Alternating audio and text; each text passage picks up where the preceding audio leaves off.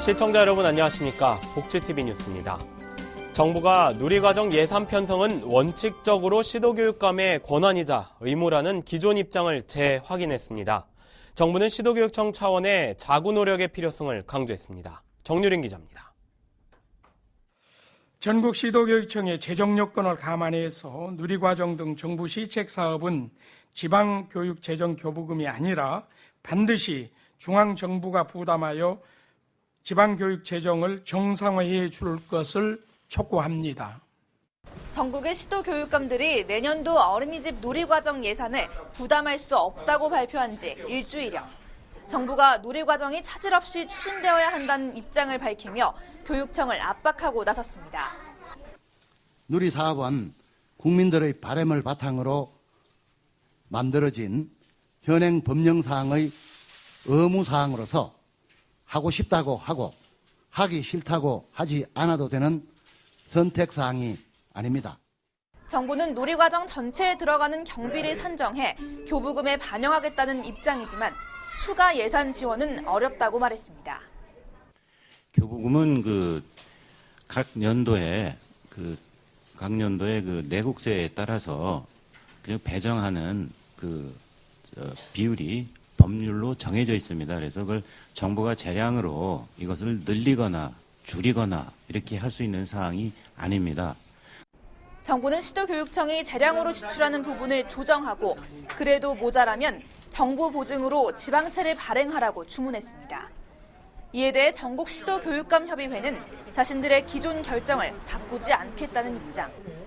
교육청과 중앙정부의 핑퐁게임 속에 누리과정이 제대로 시행될지 혼란만 가중되고 있습니다. 복지TV 뉴스 정유림입니다. 인천 장애인 아시안게임 개막이 얼마 남지 않은 가운데 개폐식 입장권 판매율이 목표치를 크게 밑돌고 있습니다.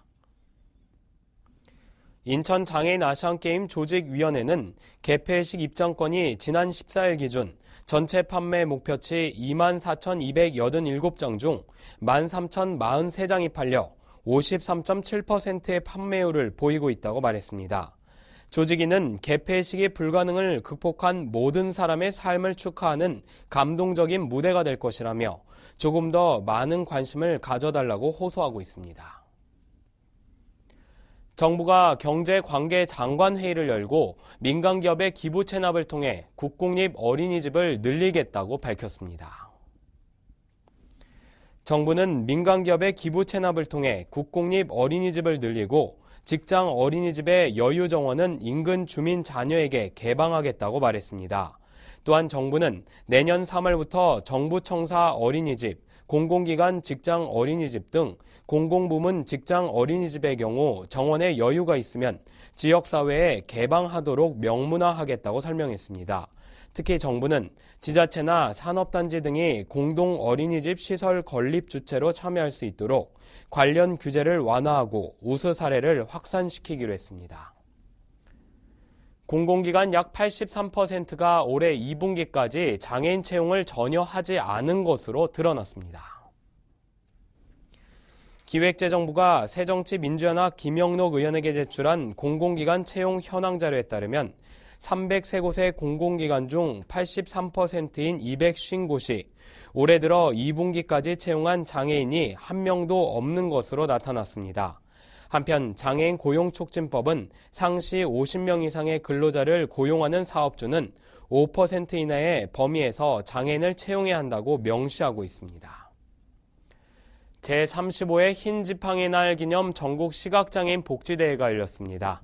정유린 기자가 현장에 다녀왔습니다. 시각장애인이 세상으로 나올 수 있게 돕는 보장구. 사회적 안전과 자립을 상징하는 흰지팡이. 세계 시각장애인 연합회가 1980년도에 공식 제정한 흰지팡이의 날을 맞아 기념행사가 열렸습니다. 지난 15일 가평 종합운동장에서 개최된 전국 시각장애인 복지대회에는 전국의 시각장애인과 가족 등 2천여 명이 넘는 인원이 참석했는데요. 이병돈 한국시각장애인연합회장은 비록 사회의 장벽이 높지만 흰지팡이로 어둠을 헤쳐나가면 더 큰 빛을 기다리고 있을 것이라고 사기를 북돋았습니다. 시각장애를 갖고 살아가는 일이 얼마나 힘들고 어려운 일인지 저도 누구보다 잘 알고 있습니다. 우리가 장애라는 어둠을 헤어나갔을 때 더 밝은 빛이 우리 앞에 기다리고 있을 것입니다. 이날 기념식에서는 시각장애인의 재활 복지를 위해 각 방면에서 공헌한 이들에게 장관 표창과 더불어 감사패 전달 등이 이뤄졌습니다. 이렇게 제가 이렇게 큰 상을 받은 게 참 너무 기쁘고요. 적은 힘이나마 우리 시각장애인들의 앞날을 위해서 미력한 힘이나 좀 보탬이 됐으면 좋겠습니다. 현재 국내 시각장애인은 약 25만 명. 흰지팡이가 상징하는 자립과 성취를 토대로 시각장애인 복지가 한 걸음 더 나아갈 수 있게 기대해봅니다. 복지TV 뉴스 정유림입니다. 경주에서 장애인들의 취업을 위한 구직 행사가 열렸습니다. 경북 지역에 거주하는 많은 구직자들이 경주시로 모였다고 합니다. 현장에 박성호 기자가 다녀왔습니다. 지난 15일 경주시 장애인 종합복지관에서는 2014년 장애인 채용 한마당 행사가 열렸습니다. 장애인 채용 의사가 있는 사업주와 구직을 희망하는 장애인들의 만남의 장이 된 이번 행사는 15개 구인업체와 150여 명의 구직 장애인이 참여해 성황을 이뤘습니다. 이번 행사를 통해서 경주 지역에 있는 장애인을 고용하려고 하는 기업체나 또 취업을 하려고 하는 장애인들에게 앞으로 장애인 고용 기회가 확대되기를 바라는 마음에서 이번 행사를 지역에 있는 장애인 단체와 또 복지관과 연계해서 하게 됐습니다. 구직을 희망하는 장애인은 이력서와 복지카드를 지참하고 자신이 원하는 업체를 선택한 후 면접 부스에서 면접을 통해 취업을 신청했습니다. 우리 장애인들에게 최대의 복지는 우리 장애인들에게 일자리가 주어지는 게 최대의 복지라고 생각합니다. 저도 장애인 당사자로서 우리 장애인들에게 그야말로 일할 수 있는 기회가 제공이 되어졌을 경우에 살아갈 수 있는 그런 어떤 자신감도 또 부여도 될 수 있고. 특히 올해는 한국원자력환경공단 등 관련 기관과 기업에서 많은 자원봉사자들이 장애인들의 구직 활동을 도왔습니다. 업체에 바라는 것은 청각 장애인이라고 해서 무조건 안 된다고 하지 마시고 기술이 굉장히 뛰어난 사람들이기 때문에 저희들의 잠재된 능력을 보여드리고 싶어서 꼭 면접에 응해 주셨으면 감사하겠습니다. 장애인이 웃을 수 있는 세상은 무조건의 도움보다 비장애인과 동등한 대우를 받을 수 있도록 일자리를 통한 사회 참여 기회를 주는 것입니다. 포항에서 복지TV 뉴스 박성호입니다. 한국에 와서 배우자를 만난 다문화 가정부부 5쌍이 합동 결혼식을 올렸습니다. 각가지 사정으로 뒤늦게 결혼 행진곡을 올렸지만 주변인들의 따뜻한 도움으로 이뤄진 웨딩 마치기에 더욱 뜻깊은 새 출발의 예식이었습니다. 안하늘이 기자가 다녀왔습니다. 새하얀 드레스를 차려입은 10월의 신부들. 국적도 나이도 모두 다르지만 설레는 마음은 한 가지입니다. 조금은 긴장한 듯한 얼굴로 신랑 신부 5쌍이 차례차례 식장으로 들어옵니다. 부부로 함께 살아온 지 몇 년 만에 올리는 가슴 떨리는 결혼식. 우아한 드레스에 말끔한 예복을 입고서니 왠지 처음 만났을 때처럼 설렙니다. 행복합니다. 한국에서 평생 반려자를 만나 아이들도 있지만 형편이 어려워 이제서야 결혼식을 올리는 겁니다. 풍습과 언어도 다르지만 모두 소문난 인꼬부부들. 경제적 어려움과 힘든 살림살이로 결혼식을 못한 것이 늘 마음의 짐이었지만 오늘만큼은 세상 누구보다 행복한 주인공입니다. 평생 서로의 든든한 동반자가 되겠다고 마음속 깊이 되새깁니다. 결혼식을 올린 5쌍의 부부들은 가족과 친지 등 하객 100여 명의 축복을 받으며 행복한 가정을 만들어가자고 약속했습니다. 오늘 너무 행복해요. 기뻐요.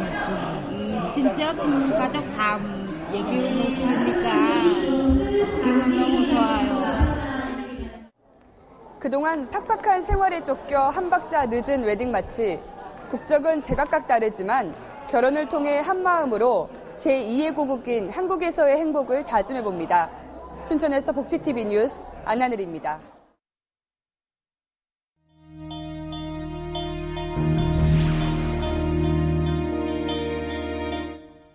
이어서 간추린 뉴스를 전해드립니다. 인천 장애인 아시안게임 개막식을 앞두고 남자 휠체어 농구 예선 경기가 시작됐습니다. 한국은 대만과의 예선 첫 경기에서 85대 49로 대승을 거뒀습니다.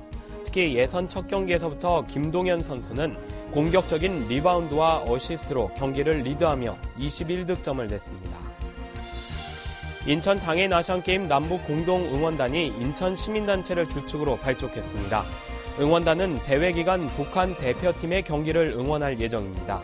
응원단은 개회식을 시작으로 탁구, 수영, 양궁, 육상 등 북한 선수 9명이 참가하는 4개 종목의 경기를 중점적으로 응원할 계획이라고 밝혔습니다. 2014 장애인 복지포럼과 강원도 장애인 종합복지관 25주년 기념식이 열렸습니다. 또한 강원도 내 관련 종사자들이 참석한 가운데 희망 이음, 행복 오름, 2호 공감이라는 주제로 장애인의 효과적인 권리 보장 방안을 논의하는 시간도 함께 진행됐습니다. 경기도 의정부의 한 교회가 20년째 동네 어르신들을 모시고 효도 관광을 해 화제가 되고 있습니다. 교회는 올해도 300여 명의 어르신들을 모시고 강화도를 방문해 유적지와 전망대 등을 효도 관광했습니다. 국민권익위원회가 이달 23일 강원도 정성군청에서 이동신문고를 운영한다고 밝혔습니다. 특히 한국사회복지협의회도 함께 방문해 비수급 빈곤층을 대상으로 민간복지 연계 지원 상담을 할 예정입니다. 한편 정성군은 이동신문고의 원활한 운영을 위해 읍면사무소에서 상담 예약을 받고 있습니다.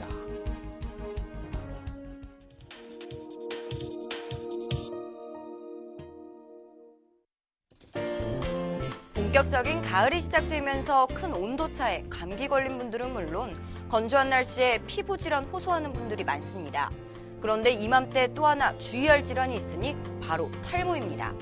가을에는 날씨와 호르몬의 급격한 변화로 다른 계절보다 유독 머리카락이 많이 빠진다고 하는데요. 이번 시간 건강해지는 팁에서는 탈모 예방법을 알아봅니다.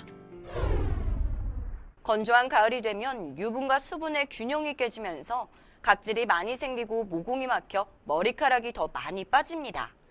특히 남성은 남성 호르몬인 테스토스테론의 분비량이 많아지는데요. 이 호르몬은 모발이 자라는 데 필요한 단백질 합성을 지연시켜 모근이 약해지고 모낭의 기능도 떨어지게 합니다. 특히 20대에서 30대의 탈모 인구가 전체의 48.8%를 차지하고 여성 탈모 치료 환자가 부쩍 늘어나는 추세라고 할 만큼 탈모와의 전쟁, 이제 남의 일만은 아닙니다. 이러한 탈모는 초기 치료가 무엇보다 중요합니다. 머리카락이 빠지는 것은 자연스러운 현상이지만 하루에 100가닥 이상 빠진다거나 앞머리와 정수리의 모발 굵기가 차이가 난다면, 그리고 비듬과 두피 가려움증이 심해지는 지루성 두피염 증상을 보인다면 빠른 시일 내 탈모 치료 전문가를 찾아야 합니다. 지루성 두피를 가지고 있는 분들은 비듬이나 각질로 인해서 모발이 자라는 모공을 막고 있는 경우가 많습니다.